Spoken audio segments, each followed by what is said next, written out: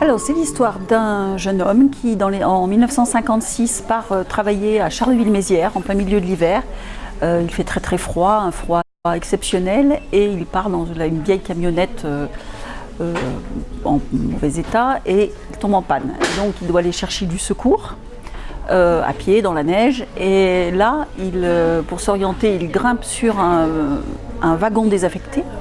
Et il prend un choc électrique, il est brûlé très gravement, il s'écroule dans la neige et par miracle il est retrouvé par un enfant qui passe par là et qui appelle les secours et donc il est emmené à l'hôpital.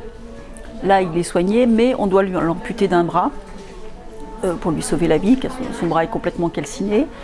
Donc il est soigné. Donc le début du livre, on parle beaucoup de sa souffrance, de ses douleurs suite à cet accident, etc., des méthodes de soins des blessés à cette époque. Par la suite, on doit l'amputer de l'autre bras, également pour lui sauver la vie parce que la gangrène menace. Et suite à ça, il rentre chez lui, on tente de l'équiper, c'est le début de l'appareillage parce que les médecins commencent à ce moment-là à essayer d'appareiller les blessés de guerre, donc mettre des bras, des jambes aux gens qui sont amputés. Et mais bon, donc le livre raconte également tous les efforts qui sont faits pour essayer de l'appareiller, pour qu'il ait au maximum une vie normale. Ça ne fonctionne pas forcément, etc.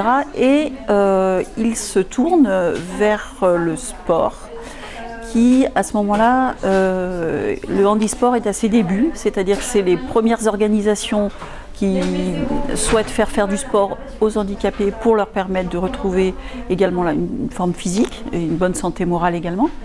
Et donc il est intégré à une équipe de natation et à force d'efforts, il va arriver à nager et à participer à des compétitions handisport. Et l'action se passe au moment des premiers Jeux handisport, Jeux olympiques handisport.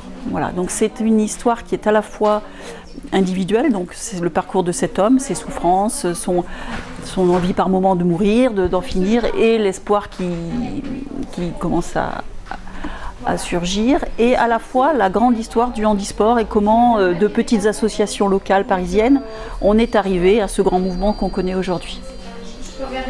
Voilà.